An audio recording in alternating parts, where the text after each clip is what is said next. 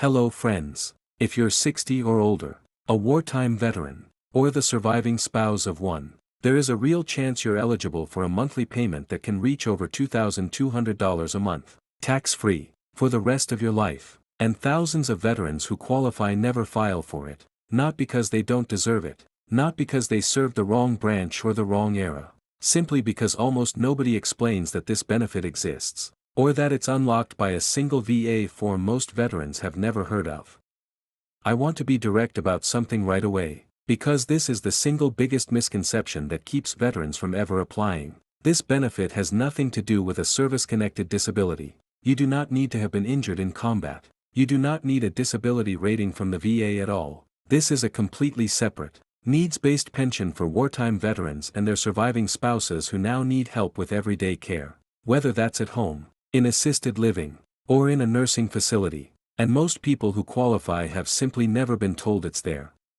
Today I'm going to walk through exactly what this benefit is, the real dollar amounts involved, who actually qualifies, and the specific document that unlocks it. Stay to the end, because I'm also going to cover a detail about how far back this benefit can pay you once it's approved, and it's larger than most people expect. Quick thing before we get into it. If you're not subscribed to this channel yet, hit that button now and turn on notifications. Here's why that matters specifically here. VA pension rates adjust every year, the income and asset rules get updated, and the VA does not proactively contact eligible veterans to tell them a benefit exists or that a rate went up. I track exactly what changes and explain it in plain language before another year goes by without you claiming what you've earned. Subscribe now, and let's get into it. What this benefit actually is, ***. It's called aid attendance, and it functions as an enhancement layered on top of the VA's regular pension program. A basic VA pension already exists for low-income wartime veterans, but aid attendance significantly increases that payment for veterans and surviving spouses who need help with daily activities like bathing, dressing, eating, or who require regular supervision due to a cognitive impairment, or who live in a nursing home. Here's what the real numbers look like in 2026. A single veteran with no dependents can receive up to roughly $1,700 to $1,900 a month, depending on their exact circumstances. A married veteran, or a veteran with a dependent, can receive significantly more, with the maximum reaching close to $2,874 a month in the highest qualifying cases. A surviving spouse of a wartime veteran can receive up to roughly $1,500 a month on their own, when you account for the range of household situations the VA actually processes. A large number of qualifying veterans and spouses land right around the $2,200 a month mark once aid attendance is added to their base pension, and every dollar of it is completely tax-free. Who actually qualifies, and why more people qualify than they assume, ***. There are three separate categories the VA looks at, and I want to walk through each one clearly, because a lot of veterans assume they're disqualified for reasons that don't actually apply. The first is wartime service. You need at least 1 day of active duty during a recognized wartime period. World War II, the Korean War, the Vietnam War, or the Gulf War era, which the VA defines as beginning in August of 1990 and, notably, still continuing today. You do not need to have served in combat, and you do not need to have deployed overseas. Active duty during that window is what matters, along with an other than dishonorable discharge. The second is medical need. This is where a lot of veterans undersell their own situation. You don't need to be bedridden or in a nursing home to qualify. Needing help with bathing, dressing, meal preparation, or medication management counts. Living in assisted living counts. Needing regular supervision because of memory issues or cognitive decline counts. The bar is meaningfully lower than most people assume before they actually look into it.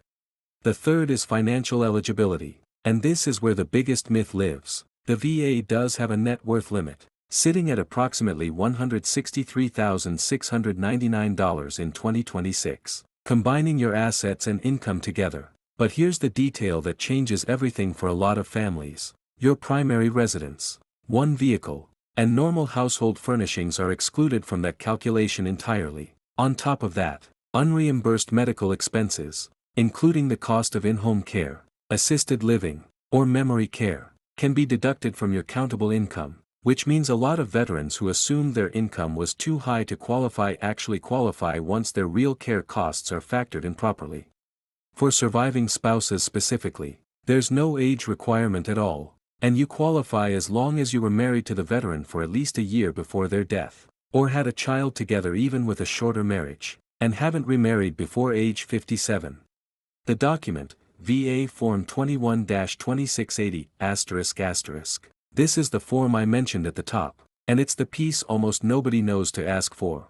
It's officially called the Examination for Housebound Status or Permanent Need for Regular Aid and Attendance, and it's the medical documentation form that proves your care need to the VA. Without it, even a veteran who clearly qualifies financially can have their claim delayed or denied for lack of medical evidence.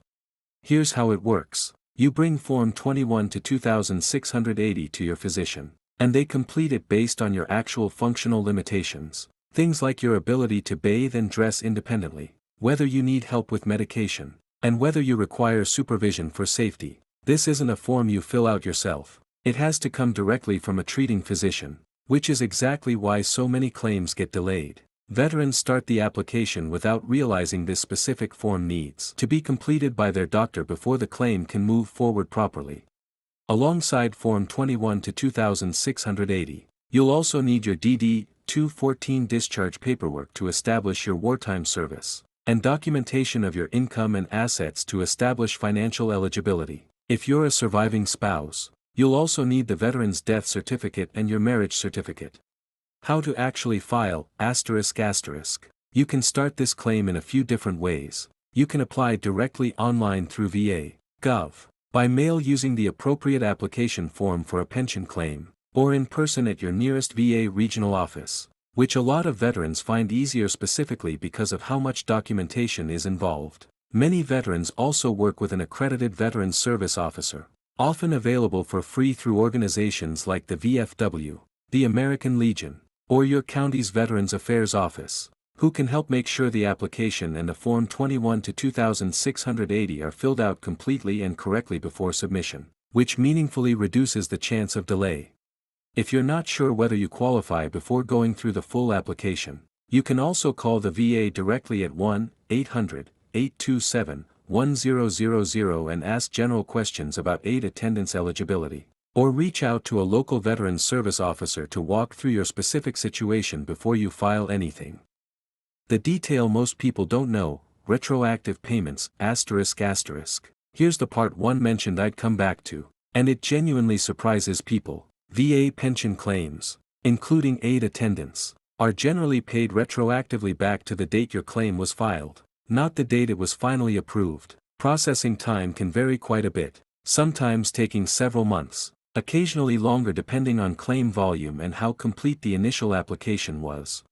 What this means practically is that if your claim takes 8 or 9 months to process, and it's approved, you don't lose those 8 or 9 months of payments. You receive them as a lump sum, back to your original filing date. This is exactly why filing as soon as you believe you're eligible matters so much, rather than waiting until you're fully certain, since the clock that determines your retroactive payment starts on the day you file, not the day you get the approval letter.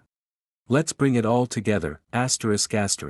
Aid attendance is a tax-free, needs-based pension for wartime veterans and surviving spouses, worth up to roughly $2,874 a month in the highest cases, with a large number of qualifying households landing around $2,200 a month once their full situation is factored in. It has nothing to do with a service-connected disability. It requires wartime service, help with daily activities or supervision needs, and financial eligibility that's more forgiving than most people assume, especially once care costs and an excluded primary residence are factored in. And the document that unlocks it is VA Form 21-2680, the medical evidence form your physician completes, alongside your DD-214 and financial documentation.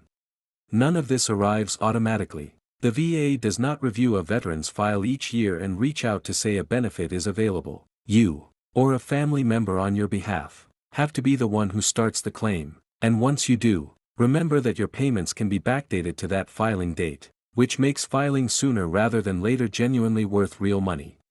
If this video helped you, please subscribe, and share it with a veteran you know, a parent, a neighbor, Someone from your own service era.